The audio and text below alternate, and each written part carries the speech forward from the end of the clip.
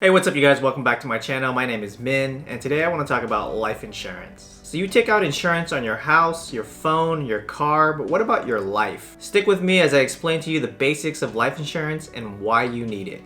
So what exactly is life insurance? Well, it's like what the name says. It's insurance on your life. So imagine if you were to die tomorrow, what would happen to everything around you? Would you lose your house? Would your family starve? Let's say your wife wasn't working and she was relying on all of your income. Well, all of a sudden you're not there anymore, so that income is not coming in. That is a pretty stressful time that you don't want for your family.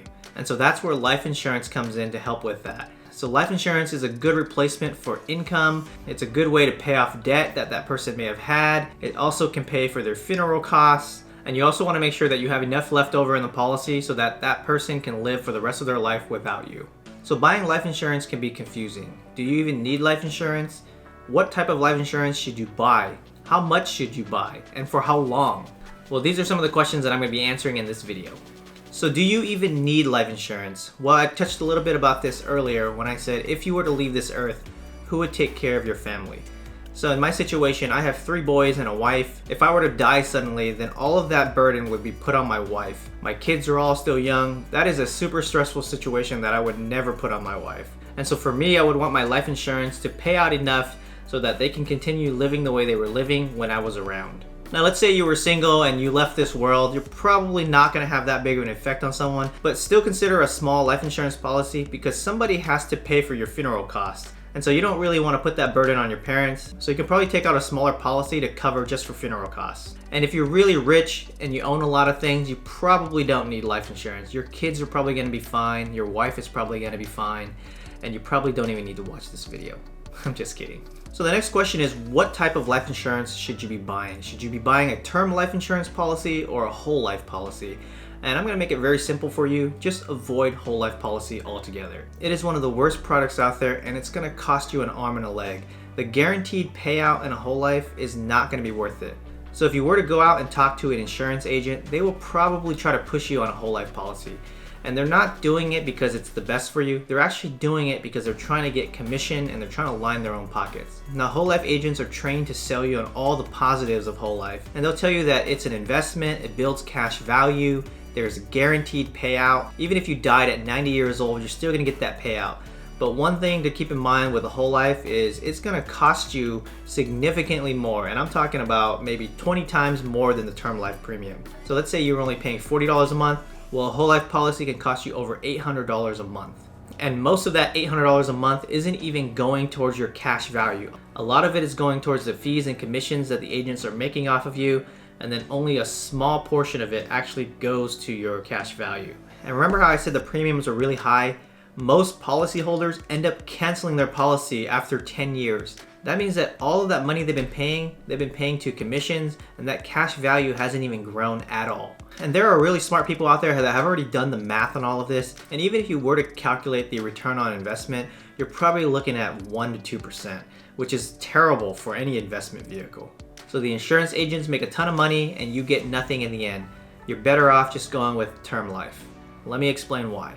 Remember how I told you insurance is just for peace of mind? Well, that's why you have insurance on your house and your car. Those insurance policies are not investments, so you either use it or you don't. And let's say you had full coverage on your car. At some point, your car is going to be so old that you don't need full coverage anymore, so you're going to drop some of the policy. And if you could, you probably would drop insurance altogether if your state allowed it. So term life is no different.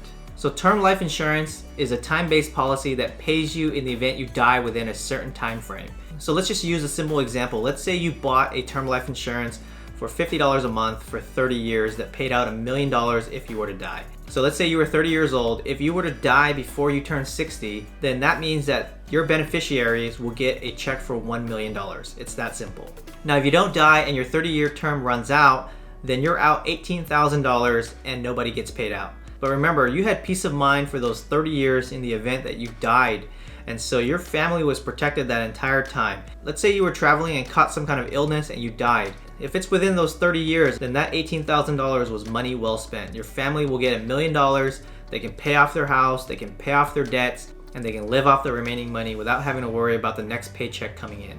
So the next question is, how much life insurance should you buy? Well, you don't want to go crazy and try to buy a $5 million policy. Let's say you're living off of $50,000 a year right now for your family.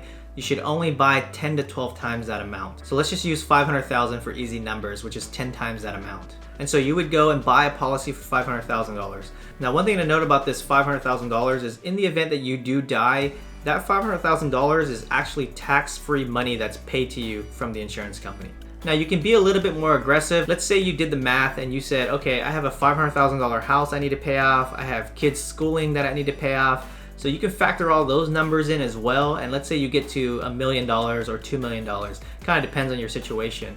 You can go and buy a policy for that amount. Remember, the whole point of life insurance is if you die, then your family is covered for the rest of their lives. And so you want to make sure things like debt is paid off, your kids' college tuition, your homes, your cars, and also have a little bit of leftover money so that they can continue living the life that they were living. So given that term life is a time-based policy, the next question is, what length of time do you buy? So if you're like me in your 30s, then you're probably gonna buy something like a 20 or a 30-year policy.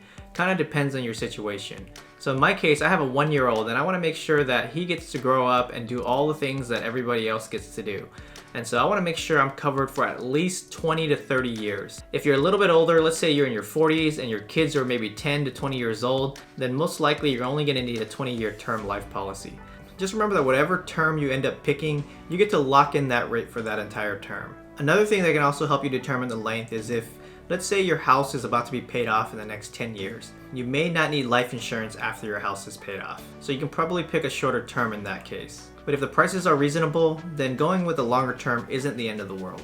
So once you figure all of that out, you're probably asking, where do I buy life insurance and how much does it all cost? Well, you can go the regular route of finding an insurance agent and they can write up a policy for you, or you can go on a website like lifequotes.com. I'll leave a link for you guys in the description. They'll let you put some basic information in about yourself, like your age, your general health, and things like that. And once you do all that, they'll give you quotes on all kinds of term life insurance policies, even whole life. And so you can look at all the different prices from a 20-year, a 25-year, or a 30-year, and you can kind of decide which policy is right for you. Now, you may get some people that will tell you that term life is a waste of money.